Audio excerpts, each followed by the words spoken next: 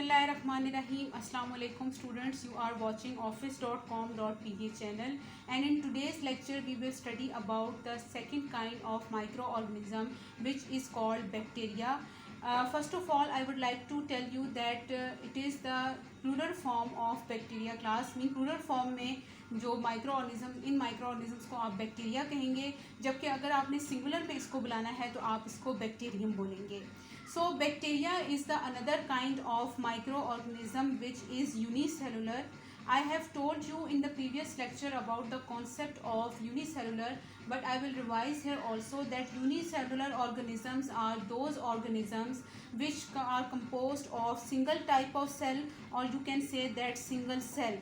So bacteria are also those microscopic organisms which are single cell and they can survive in diverse environment. Diverse mean variety of environment. Bacteria जो हैं वो different types of environment के अंदर survive कर सकते हैं. अब question arises that how bacteria survive in different temperatures. So her temperature के हिसाब से बैक्टीरिया की अपनी एक specified type है जो उस temperature के अंदर easily survive कर सकती है. इसके अलावा वो जो बैक्टीरिया हैं वो उसी टेम्परेचर के अंदर रहते हुए अपनी ग्रोथ कर सकते हैं, अपने जो नंबर है उसको इंक्रीज़ करवा सकते हैं और अपनी फूड अपने स्पेसिफाइड होस्ट से ऑब्टेन भी कर सकते हैं. The bacteria can live in the soil, in the ocean and inside the human gut. मैंने आपको बताया था कि बैक्टीरिया जो यूज़फुल बैक्टीरिया हैं वो उसकी एग्जांपल में I have told you earlier in the previous lecture that some type of bacteria also live in the human gut. Human gut mean human के डाइजेस्टिव सिस्टम का वो हिस्सा है, और अगर वो हमारे स्टमक के अंदर मौजूद ना हो तो हमारी जो फूड की डाइजेशन है वो प्रॉपरली नहीं हो सकती. इसके अलावा हम जब फूड इनटेक कर रहे होते हैं तो हमें ये नहीं पता होता कि हम जो फूड ले रहे हैं आया वो फूड साफ़ है या नहीं है. तो हमारे फूड के अंदर जितने भी जर्म्स होते हैं उनकी किलिंग के अंदर भी उस बैक्टीरिया का रोल मौजूद होता है. So that bacteria is very useful for us. अगर हम बात करते हैं ह्यूमन के साथ बैक्टीरिया के रिलेशनशिप की, तो I must say that human relationship with bacteria is very complex. For example यहाँ पर मैं आपको बता दूं कि कुछ बैक्टीरिया ऐसे हैं जो severe types of diseases cause करते हैं, जिनको हम आगे स्टडी भी करेंगे. लेकिन कुछ बैक्टीरिया ऐसे हैं जो ह्यूमन बीइंग के लिए बहुत ज़्यादा यूज़फुल हैं और वो बहुत सारे इंपॉर्टेंट प्रोडक्ट्स जो आपकी डेली फूड का हिस्सा हैं उनको बनाने में बहुत ज़्यादा हेल्प करते हैं. सो इसी तरह से अगर हम और यूज़फुल बैक्टीरिया की एग्जांपल लें तो हमारे पास कुछ बैक्टीरिया ऐसे हैं जो सॉइल की फर्टिलिटी को इंक्रीज़ करवाने में भी हेल्प करते हैं. मीन्स वो फार्मर्स के लिए बहुत ज़्यादा असेंशियल बैक्टीरिया हैं और एज अ रिज़ल्ट जो प्लांट की ग्रोथ है वो इजीली स्पीड अप हो जाती है. सो before starting the topic, I must like to tell you that bacteria जो है इसको हम प्रोकैरियोट भी कहते हैं. प्रोकैरियोट जो है इसको क्यों कहा जाता है? प्रो का मतलब होता है पहले और कैरियोट का मतलब होता है न्यूक्लियस. इट मीन्स कि वो वाले ऑर्गेनिजम्स जिनके अंदर प्रॉपर न्यूक्लियस उनके सेल का नहीं है, सो उनको हम प्रोकैरियोट्स कहते हैं. अगर हम बैक्टीरिया की कुछ प्रॉपर्टीज़ या बैक्टीरिया के कुछ करैक्टरिस्टिक्स देखें तो उसके अंदर हमें सबसे पहले क्या चीज़ नज़र आती है कि they with similar pattern to viruses, ये बहुत जल्दी से ग्रो करते हैं and also they increase their number very fastly.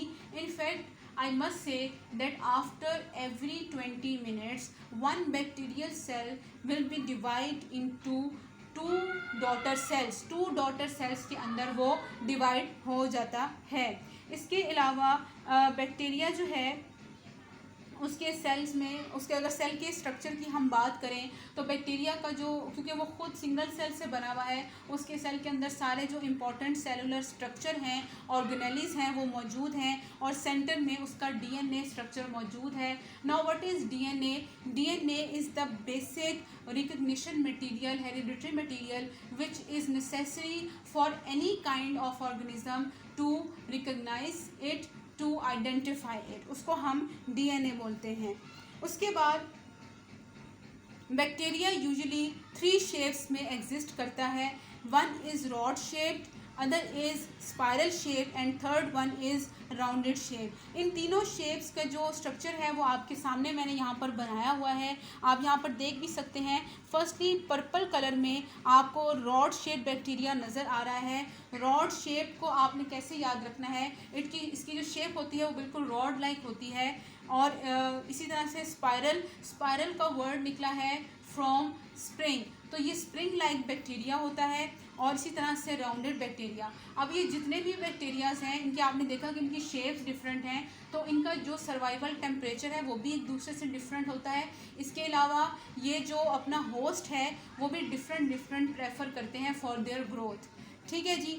तो अगर हम इनकी बात करते हैं डिजीज़ की, उससे पहले मैं आपको ये बता दूं कि बैक्टीरिया की जो ग्रोथ का प्रोसेस है वो किस तरह से होता है।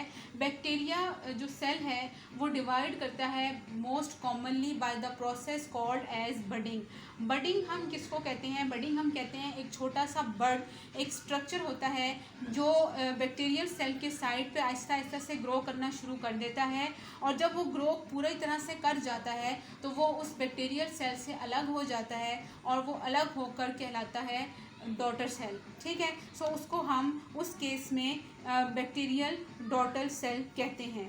सो as I told you earlier that bacteria can be beneficial as well as detrimental to human health. Commensal or friendly bacteria share space and resources within our bodies and tend to be helpful.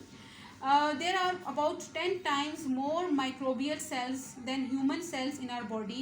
It means कि हमारी body के अंदर जितने total number of sales हैं उससे 10 गुना ज़्यादा हमारी body के अंदर माइक्रोबियल सेल्स मौजूद होते हैं।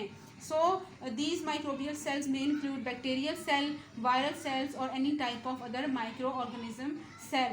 So as a result these bacteria can cause different types of diseases or that depend upon our immune system that either वो जो हमारी डिजीज़ है उसको हमारा इम्यून सिस्टम बर्दाश्त कर पाता है या नहीं। So the diseases which can be caused by bacteria include typhoid की डिज़ीज़ के बारे में आप सबको पता होगा कि ये वो वाली डिज़ीज़ है जिसके अंदर अमूमन टेम्परेचर होना स्टार्ट हो जाता है, कलर जो है वो फेंट होना शुरू हो जाता है and the person feel some like coldness, हल्की हल्की सी उसको ठंड भी फील होती है और एज अ रिजल्ट उसकी बॉडी के अंदर वीकनेस स्टार्ट हो जाती है। So that condition, that disease is called typhoid. Then next disease is called meningitis. Meningitis is the disease which is the disease relating to brain.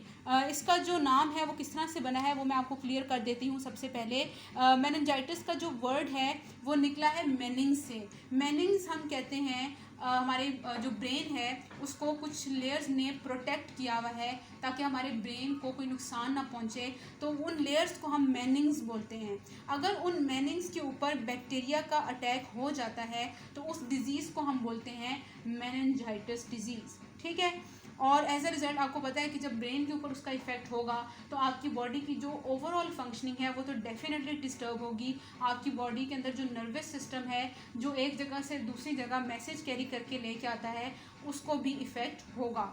Then नमूनिया भी आपने most common disease है जो कि बहुत ज़्यादा ठंडे टेम्परेचर के अंदर लोगों को होता है। और इस डिज़ीज़ के क्या सिम्टम्स हैं, इसके अंदर आपको फ्लू होगा, गला ख़राब होगा, इवन आपको बुखार होगा और आपका फ्लू और गला ख़राब इतनी हद तक पहुंच जाएगा that you will feel difficulty in respiration, in breathing. और उसका जो बेसिक अटैक होता है बैक्टीरिया का इसमें वो आपकी लंग्स के जो सेल्स हैं उसके ऊपर होता है और एज अ रिज़ल्ट आपकी lungs proper exchange of gases नहीं कर पाती due to which pneumonia is caused. और ये बहुत सारे केसेस में तो क्योर हो जाता है लेकिन अगर इसको सीरियसली ना लिया जाए तो that can be harmful for your body. ना मैं शुरू से ये बात करती आ रही हूँ कि सारे बैक्टीरिया जो हैं वो हार्मफुल नहीं होते, लेकिन सबसे पहले आप सबको ये बताना बहुत ज़रूरी है कि बैक्टीरियल डिजीज़ जो हैं उनका क्योर किस तरह से हो सकता है। You have heard the name about antibiotics. Antibiotics are those substances which are meant for the treatment of bacterial disease only. So antibiotics जो हैं वो डिजीज़ हैं जो कि बैक्टीरियल डिजीज़ को क्योर करने के लिए, उनको ट्रीट करने के लिए यूज़ होती हैं। सो जब भी आपको कोई भी बैक्टीरियल डिजीज़ होगी उसी केस में आपकी जो डॉक्टर हैं वो आपको कोई ना कोई एंटीबायोटिक सजेस्ट करेंगे। Now coming toward the topic of useful bacteria. Useful bacteria include those type of bacteria which can help in making certain very essential food substances like yogurt, cheese, butter. ये वो चीज़ें हैं जो हम daily खाते पीते रहते हैं और ये चीज़ें बैक्टीरिया के बगैर बनना बहुत मुश्किल हैं। सो योगर्ट और चीज़ और बटर जो प्रोसेस है ये किस प्रोसेस से होकर गुजरते हैं जिसके अंदर बैक्टीरिया की ग्रोथ करवाना लाजमी है। इसके अलावा तीसरी दफ़ा मैं रिपीट कर रही हूँ कि bacteria are very very very essential for the digestion of food. So this overall topic is about bacteria. In the next lecture we will study about the next class of microorganism which was protozoa class, and so therefore you should not forget to watch our channel office.com.pk. Thank you so much.